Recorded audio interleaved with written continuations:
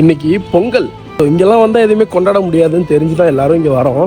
இருந்தாலும் இந்த வீடியோஸ் இன்ஸ்டாவில் யூடியூப்பில் இதுலலாம் பொங்கல் செலிப்ரேஷன் அப்படின்னு பசங்க என்ஜாய் பண்ணுறதெல்லாம் பார்க்கும் பொழுது கஷ்டமாக இருக்குது. ஒரு காலத்தில் பொங்கல் வந்துட்டு அப்படின்னா இந்த ஒரு 3 நாள் ஸோ எப்படி போகும் அப்படிங்கிறதே தெரியாது.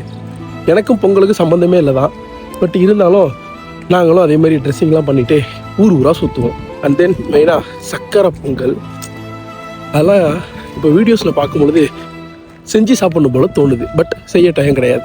இதெல்லாம் கூட விட்டு தள்ளுங்க, நம்ம ஊரில் நடக்கிற கான்செப்ட், அதாவது இந்த கச்சேரி இந்த மாதிரி செலிபிரிட்டியெல்லாம் வர வச்சு ஸோ எங்கள் ஊரில் 4 நாளைக்கு செம்ம வைப்பாக இருக்கும். அதையும் ரொம்ப மிஸ் பண்ணுறோம். ஒரு ஆளுக்கும் மைண்ட்குள்ளே ஒரு ஐடியா இருக்கும். அதாவது எப்படி அப்படின்னா, சில பேர் பொங்கலுக்கு ஊருக்கு போகலான்னு இருப்பாங்க, சில பேர் தீபாவளிக்கு ஊருக்கு போகலாம், சில பேர் பக்ரீத்துக்கு ஊருக்கு போகலாம், சில பேர் கிறிஸ்மஸ்க்கு ஊருக்கு போகலான்னு. ஸோ இந்த மாதிரி தான் நான் மட்டும் இல்லை, இங்கே இருக்கிற எல்லாரோட மைண்ட் செட்டும். பட் நம்ம நினச்ச டைம்லலாம் இங்கே லீவு தர மாட்டாங்களே, என்ன பண்ணுறது? ஸோ பொங்கலோ தீபாவளியோ பக்ரீத்தோ இதெல்லாம் நாங்கள் கொண்டாடுறது இல்லை, கொண்டாடுறவங்கள பார்த்து சந்தோஷப்பட்டுக்கிறோம். இந்த வாழ்க்கடா இது. எனிவே எல்லாருக்கும் ஹாப்பி பொங்கல்.